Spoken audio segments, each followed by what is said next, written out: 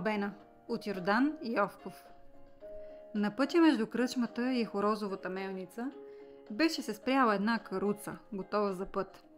С тая каруца двама стражари щяха да закарат Албена в града. Из улиците и през дворищата тичаха жени да гледат и тъй като бяха наскачали, като работеха, бежешката се попребраждаха или пък свличаха ръкавите въз ръцете си. Към каруцата рукнаха и всички уния, които бяха в мелницата. А пък никога там не беше се струпвало толкова много свят, както сега срещу Великден. Горе на баира се виждаше къщата на Албена, отдето щяха да я изведат.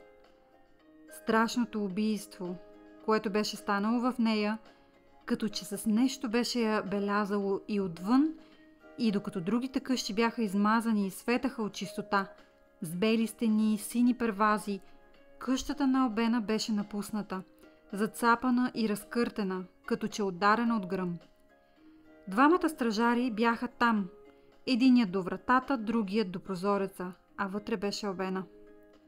Много неща, много дребни случки, които инак биха останали незабелязани или щяха да се забравят, сега се припомваха и се разказваха не за първи и не за втори път. Всеки искаше да покаже, че е предугадил и усетил нещо. Имаше селяни, които чакаха ред на мелницата още от преди 3-4 дни и затова се смятаха близки свидетели на случката.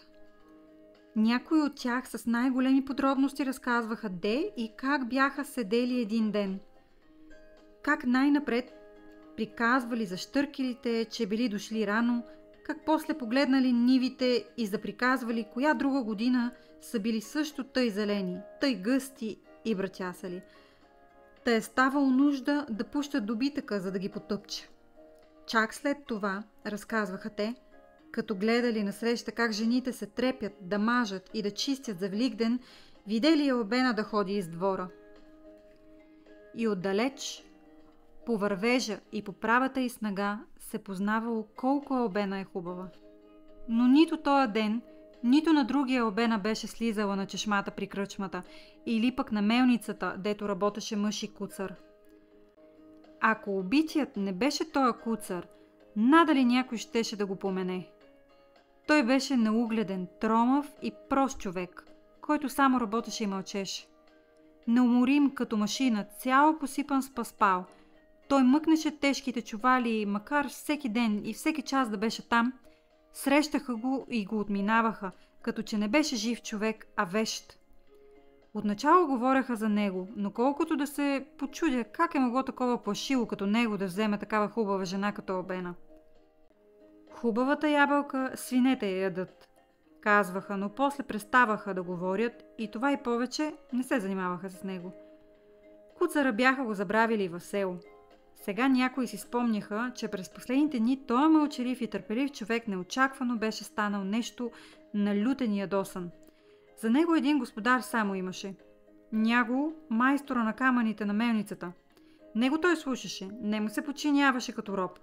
Но ето 2-3 дни преди да стане убийството, когато няго му говореше нещо отгоре, куцар се разтреперваше, мърмореше нещо и го гледаше изкриво като бик. Изглеждаше, че самият вид и самият глас на някого го ядосват. В сряда през страстната седмица се чу, че куцар умрял и докато се попитаха как и от що, разнесе се слух, че бил убит. Детето му, мъничко дете, едва на 2 години, и тъкмо в това виждаха пръст Божи, беше казало, че през нощта майка му хвърлила престилката си върз лицето на баща му, а един човек влязал и взел да се бори с него. Той бил с пълто, а на пълтото имал кожи. Това беше казало детето и повече не трябваше. Албена се призна и изповяда истината. Но кой беше мъжът? Това тя, въпреки всички увещания и заплашвания, не обади. От тук нататък пръв свидетел по тая работа беше дядо Власио. Човек без работа, веселяк и бъбрица. Той всеки ден обикаляше у кръчмата при мелницата, както псетата обикалят касапите. Запият се някои, дядо Влас се попримъкне до тях, смее се с тях, пее с тях и на масата дойде чашка и за него. Тук, на кръчмата до мелницата, той завари един човек с късо шаечно палто и с кожина яката. Беше рус, хубавеляк. Кълпакът му блъснат назад, а перчанът му разбъркан. Познаваше се каква магия е паднала на главата му. Другите викат, пеят наоколо му, а той, като че е глух, все Албена гледа, как ходи из дворя и все за нея подпитва. Стоя 2 дни и се изгуби, а на сутринта се чу, че Куцар е убит. Добро момче беше, с него дядо Власо беше ял и пил, но пък и истината не можеше да крие. По неговите думи разбраха кой е и отде е този човек с кожаното палто и го затвориха. Сега следователят го разпитваше в общината. Казвал, че нищо не знае. Може. Но скоро и той щеше да си отземе и също като Албена щеше да си каже правата. Идат, извика някой. Карат я, Албена! Навалицата около каруцата трепна. Отгоре, от камбаира идеше Албена и след нея 2 стражари. Всички знаеха, че като последна милост Албена беше поискала да й позволя да се облече, както си иска. Затова беше се и забавила.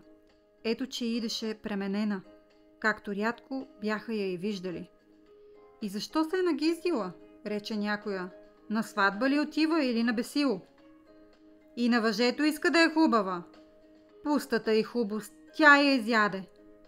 А дядо Власио, който също беше тук размахваше тоягата пред себе си. Седи и пак замахне. Дядо Власе, засмя се една булка. С дяволите ли се биеш? Какво тук махаш? Махам аз. Гледам дали ще стигна да я цапардосам като мине. Да я храсна аз по главата, че да види. Тук е съда на нея, тази Гивиндия. А Албена беше вече близо. Тя вървеше напред, а след нея 2 стражари.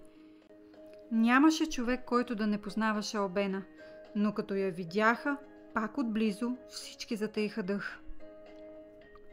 Албена си беше същата Албена, само че не смееше.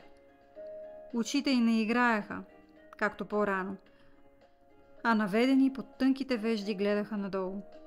Носеше син сукман и къса скортейка с лисици.